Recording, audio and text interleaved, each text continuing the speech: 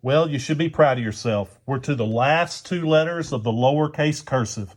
It seems like it should have taken a lot longer. There were 26 letters that we needed to learn. The thing is, we've got 26 more to go because we've got to do all the uppercase.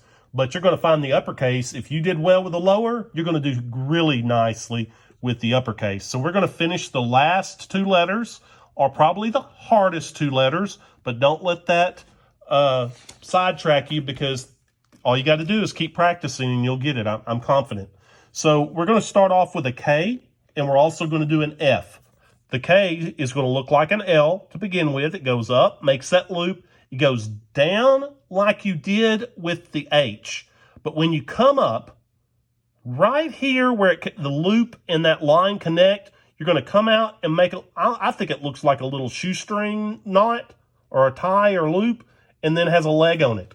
So it looks a little different and takes a little while. There's like 3 steps. Loop, a little shoestring loop, and a leg. So up, around, down. Up, around, down. Up, around, down. Okay? That one might take a little while. But that's okay. I didn't do very good on that one, did I? And you can write some pretty good letters here, words, like, how about this? Kangaroo.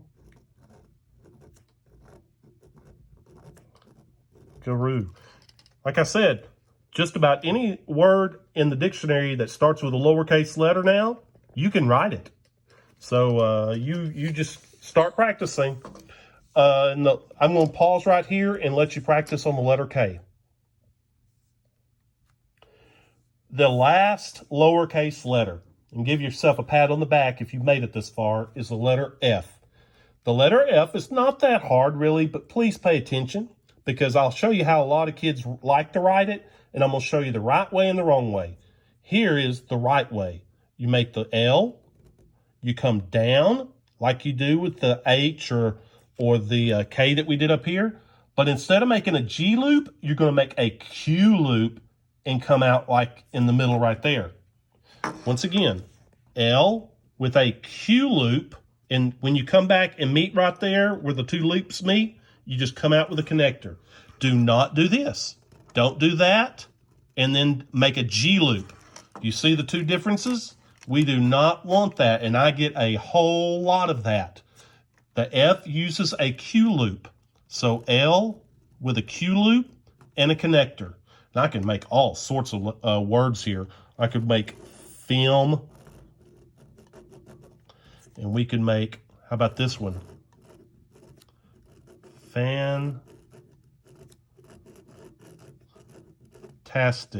Because I'm sure that's how you did while you're doing your lowercase cursive. I sure am proud of you all for doing this. I'm going to pause and let you practice that.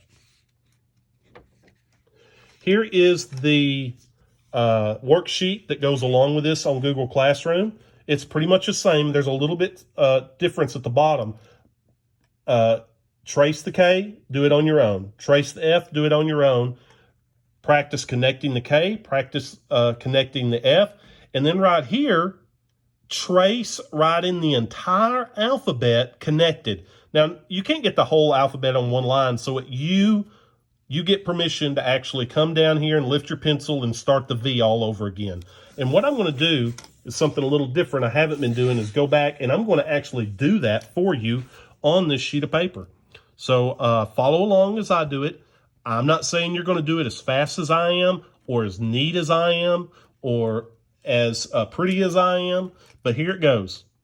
A, B, C, D, E, F, G, H, I, J, K, L, M, N, O, P, Q, R, S, T, U, and I'm going to lift my pencil right there, V, W, X, Y, Z.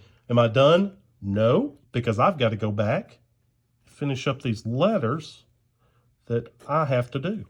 So I've wrote the alphabet right here, never lifted my pencil to the end, and then I went back and did all my crossing and dotting. Do not lift your pencil. When you practice this one may take you a while. If you lift your pencil, I want you to start all over again. And I know that sounds ridiculous, but if you get to K and you lift your pencil to do L, I want you to start all the way back over at A. I don't want you to just keep going. I want you to actually start all back over again until you get to A to Z without lifting your pencil. And then you'll realize if you're lifting your pencil or not, how many times you're doing it. You sure don't want to have to start over every time. So make sure you're conscious as you go along, not to lift your pencil until the Z, and then go back and dot your I, J, cross your T, and your X. I know y'all are doing a really good job. Some of you have shown me some of your work, and I think it looks really, really good. I think y'all are doing a good job, especially since you're not in class, and I'm able to actually go around and help you.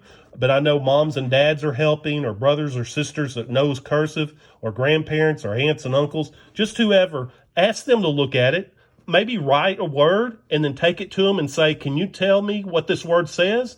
And see if they can read it.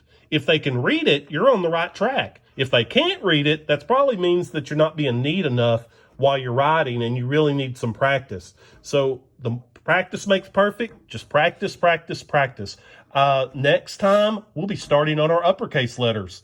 So we know all of 26 of our lowercase. I'm proud of you for learning them and for sticking with it. And we'll start our 26 uppercase next time. Thanks. See you then.